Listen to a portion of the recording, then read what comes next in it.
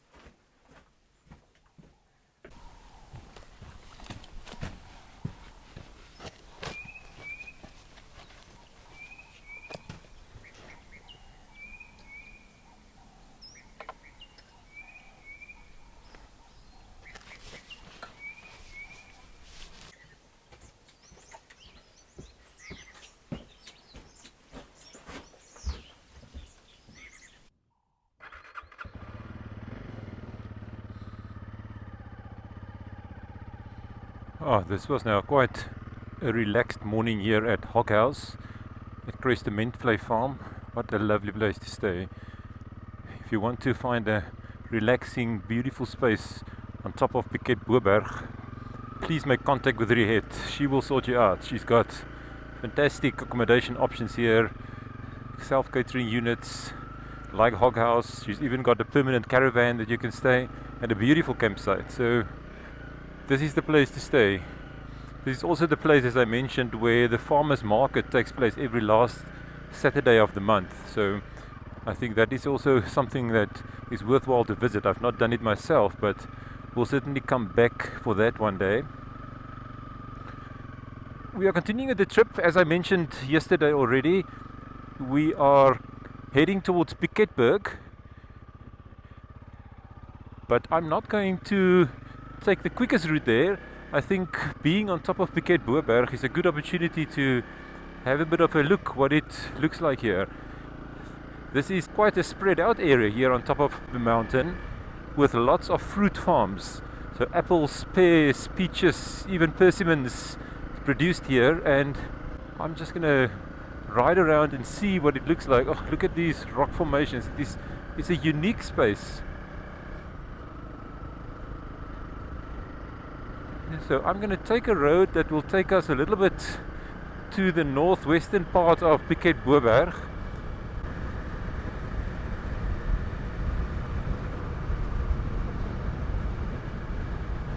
So I'm not even sure what the conditions of the roads will be. This one is obviously a tar road and probably one of the main thoroughfare roads on Piket-Bo-Berg. But I will see here in front, where I will make a turn, whether this remains tar. But certainly getting some dirt roads will just add to the excitement. So let's hope. Okay, let me just make a left-hand turn here.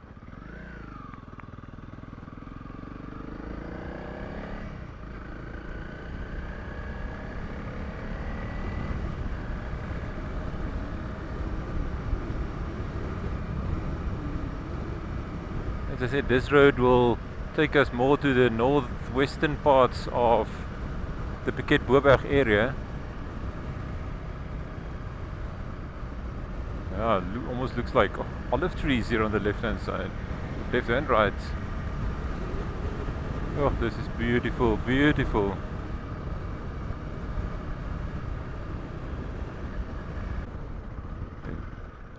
I have to go down this road. How beautiful. Just look how the valley is extending there.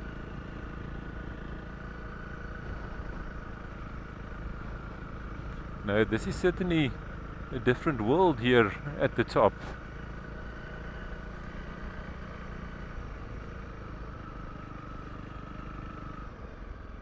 Yeah, I could not imagine that this will stay tar road for the entire part of Piket-Bo-Berg. So we are back on the dirt roads.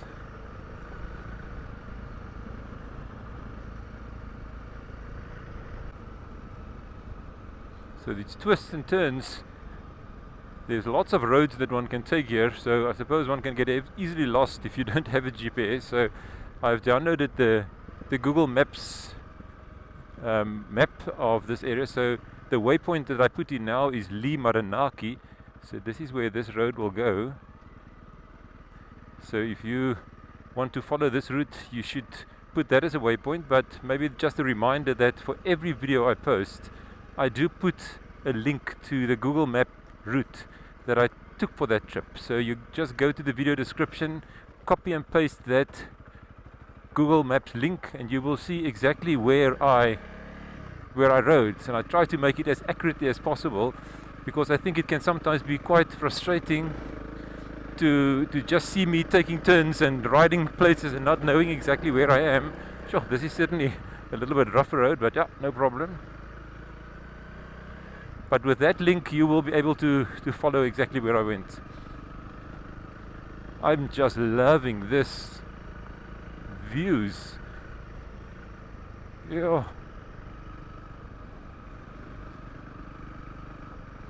I wonder what it must be like to stay on top of Piket-Bo-Berg. It feels like such an isolated place. Yeah, there far down below, you can see lots and lots of fruit trees. It seems like the road is going that direction. Yeah, suddenly there is really a steep descent. It's almost like we are going down from Piket-Bo-Berg.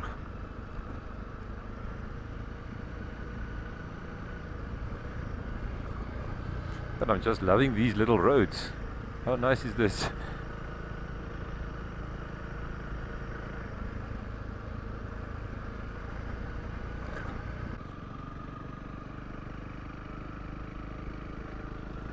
It remains a beautiful ride.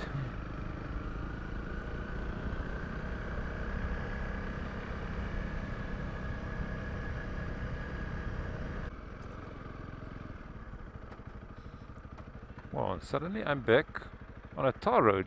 Okay. Hopefully this is then now again the direction to go.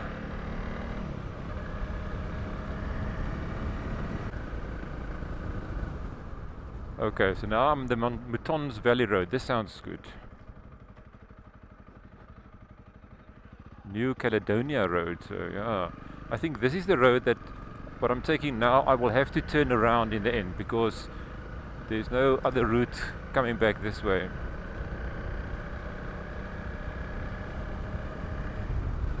So all on track again. There's the Mouton's Valley Moravian Church. That's interesting.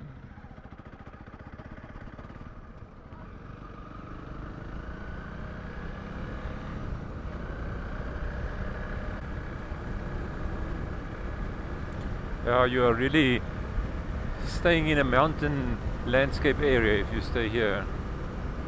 It's up and down, up and down. Oh, the autumn colors start to come through. Today is the 28th of April, so it's actually a public holiday in South Africa. That's why I have the freedom to ride these roads on a Monday morning.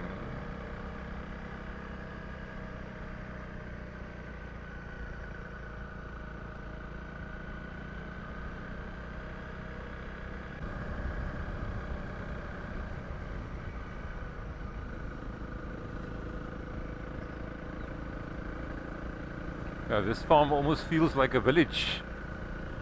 Beautiful.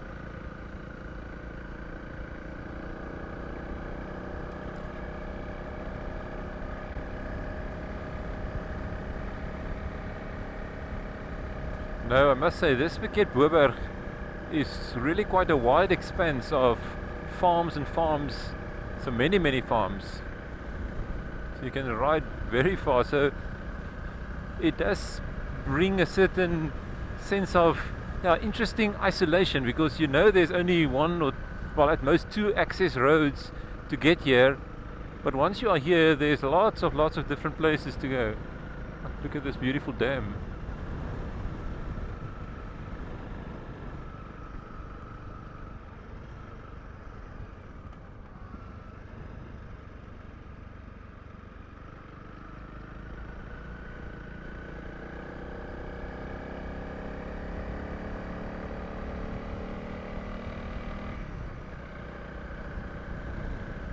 So we're turning back on ourselves a bit now. So we should be able to, yeah, get a view back from where we came.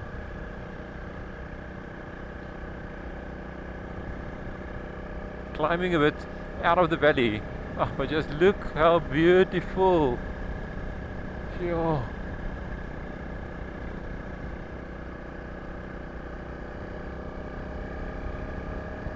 Yeah, so I just made a stop here at, well, not the furthest, but quite far onto the northwestern side of the Piket-Bo-Berg.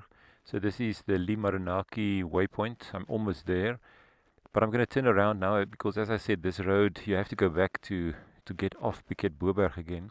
So I'm going to return now back to the Mouton Valley Road. Let's catch up again once I've reached the Mouton Valley Farm.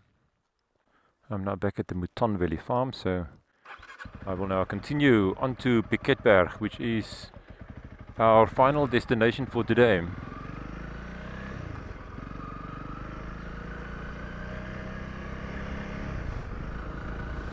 There's a few twists and turns. I'm climbing out of the Mouton Valley, I think. There's a bit of uphill riding. Now we must be close to some of the highest parts of Piket-Bo-Berg because there is also, it seems like, cell phone tower or radio masts up there.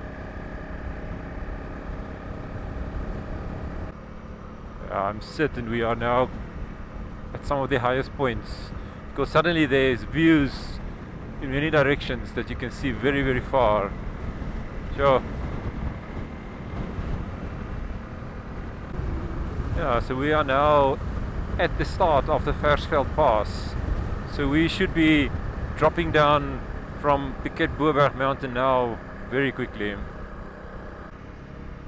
Steep descents now for the next 2 kilometers or so. But yeah, the Swartland and the valley here of Piketberg towards the Groot Winterhoek Mountains on the other side is now being revealed as we start going down the Versfeld Pass.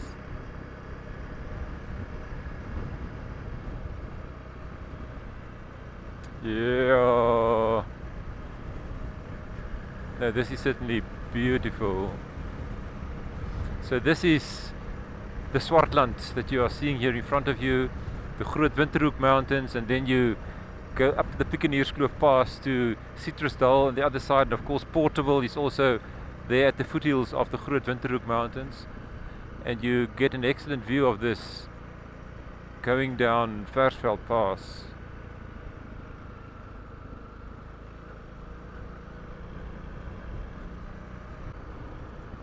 Now there you can see Piketberg in the distance. So we will soon be entering the town of Piketberg.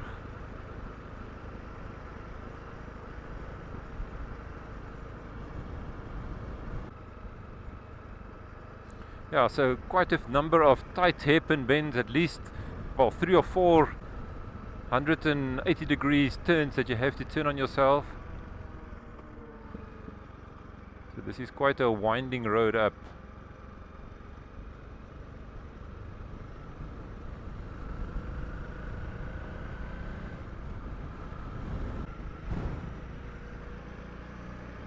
Yeah, you can see the road twisting down there. Just look at the twists. Sure. Yeah, the bikers have caught up with me.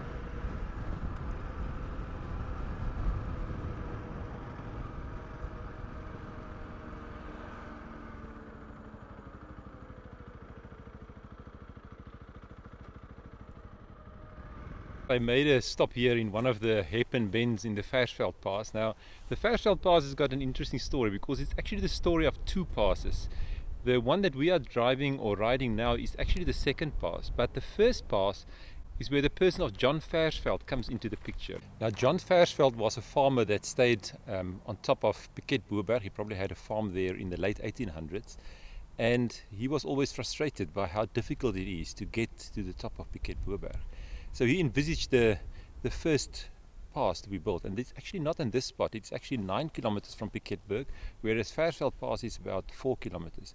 So he one day just set out himself to build that pass, and in 1889 he built that pass in 3 months with only 16 laborers. And apparently he was a very dedicated guy, and he was present every single day during that 3 months for the building of the pass. He only missed one day, and that was when his son was born. So I find that quite interesting, probably a testament of his dedication. But that pass was built, and before that it took more than 4 hours to just traverse a path up this mountain. So that first pass was called the Ossewa Pass, or the Ox Wagon Pass. Now the Ox Wagon Pass, probably as the name says, it was used by ox wagons, and you could take a wagon and so up the pass. The first motorized vehicles that used the ox wagon pass was in 1926, but it was a narrow pass. The remnants of that is still there. It's not in use anymore today. It's a narrow dirt road, but by 1943 it was deemed not safe anymore to be used by vehicles, and the decision was made that a new pass needs to be built. In 1943, the current Versfeld Pass was built, first as a dirt road, and then in 1958 it was paved, so it is a broad road. It can be used by heavy vehicles, and is probably a very important road to make sure that the economy of Piket-Bo-Berg remains active. So it's easy accessible to now get to the top of the mountain. The summit of this pass is 685 meters. So yeah, it's just a joy to ride, because you get spectacular views over this valley, the Swartland Valley, and also towards Piketberg. So yeah, enjoy this ride with me further down the Versfeld Pass.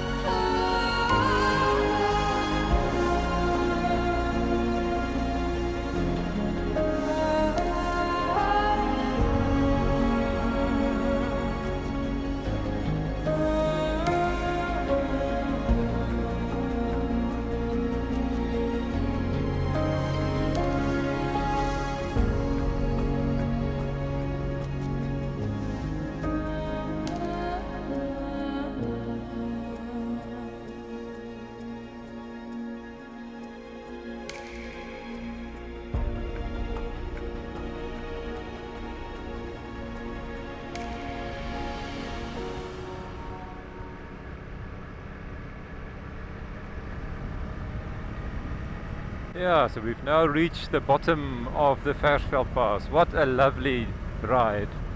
Yeah, this is not a very long pass. I think it's only about 3 or 4 kilometers long, but a very important pass and well worth a ride. The views from the top, and as you come down, especially back over this valley towards Piketberg, is simply spectacular. Yeah, this was a great ride. So we're making the turn here to Piketberg now at the T-junction, where we connect up with the R366. But we are very close, 3.5 kilometers. let's just make the turn. So if you turn left here, you end up again in Lambert's Bay and Elands Bay. So that was, of course, towns that I visited in my travels for this series. So if you've not seen those videos, please make sure to go and have a look. This West Coast series has a number of videos, of which this one is now the last one, and we are ending it here in the beautiful, beautiful town of Piketberg. As you approach Piketberg here from the R66 side, the view of the town is absolutely dominated by the Dutch Reformed Church. So yeah, like all towns in this area, the church is where it all started. The town of Piketberg was actually established in 1836 when Benjamin de Urban donated the farm called Kruistementvlei to the church. So this town was actually managed by the Dutch Reformed Church until 1901.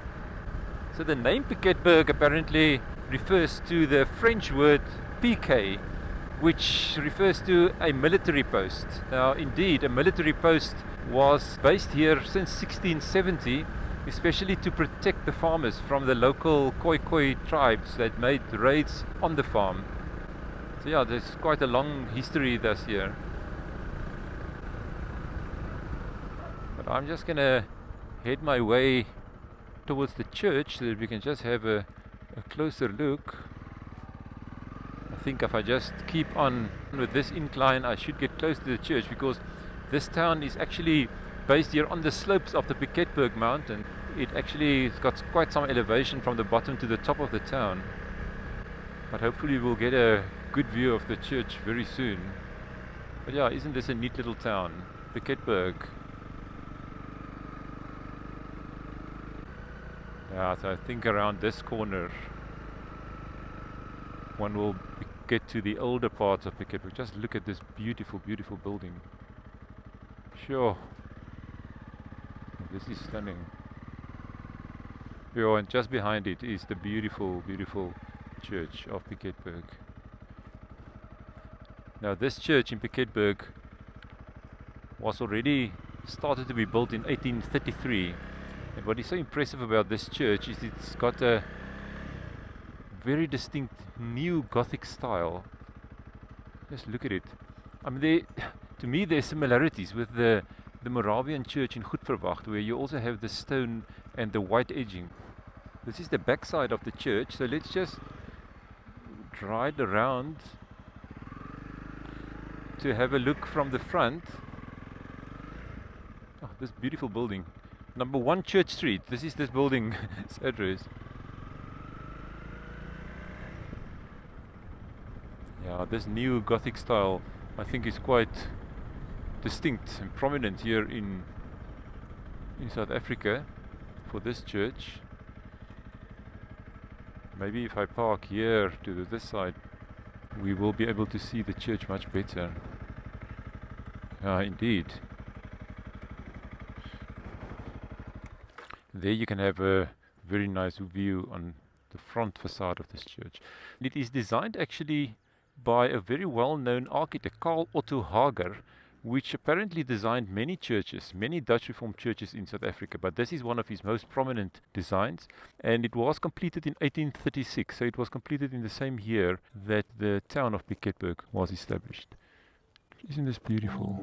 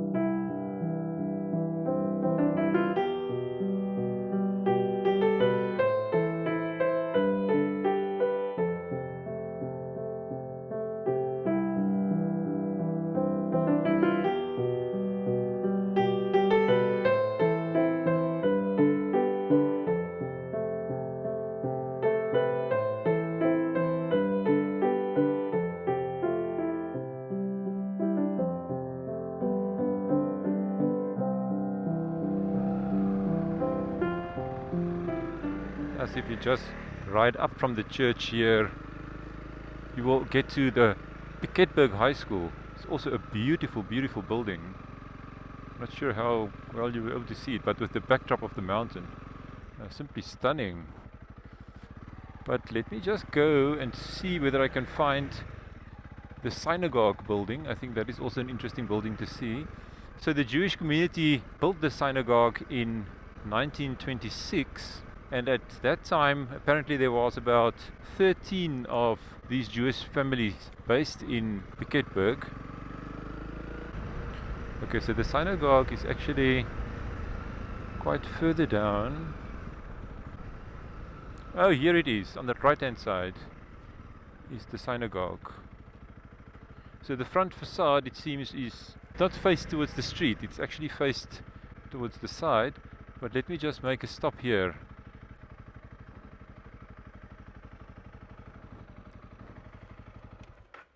I made a stop here at the synagogue in Piketberg. So as I mentioned, this synagogue was already built in 1926 when there were quite a lot of Jewish families. I think up to 30 families were based in Piketberg. So I'm not sure why the Jewish community, I suppose, may have dwindled here, because this synagogue is not used as a synagogue anymore. It actually now forms part of the museum complex here in Piketberg. So yeah, I think if one wants to learn more about Piketberg, coming to the synagogue and seeing what the museum has to exhibit might be a very interesting thing to do. So let's just have a bit of a closer look at the synagogue. I cannot get very close, and the frontal facade is actually pointed up the road and not towards the street. So let's see what I can see. So this is the view looking down Church Street, and this is the side of the synagogue building. So yeah, the front is actually here more in the shady part now, but it's quite a beautiful and prominent building. Yeah, so there you can get some idea of what the synagogue building in Piketberg, well, looks like. Already built in 1926, so it's just under 100 years old.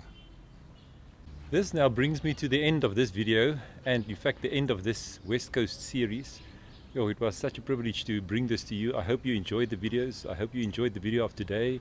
It already started late yesterday when I departed from Goed Verwacht, spent the night at Kruistementvlei Farm there on Piket-Bo-Berg. What a lovely stay. If you want to experience Piket-Bo-Berg, go to Kruistementvlei Farm. That is just stunning. I hope you enjoyed the ride on top of Piket-Bo-Berg this morning with me, as well as the Versfeld Pass. Yeah, and just ending in this beautiful town of Piketberg, having a bit of a look at some of the historical buildings. Thank you very much. This series is now coming to an end. I have big plans for more riding to be done. So there will surely be more videos and more series coming. So please stay tuned. But if you enjoyed this video and this series, please give me a big thumbs up and please subscribe to the channel. And then until the next series, which will come soon, bye bye and keep well.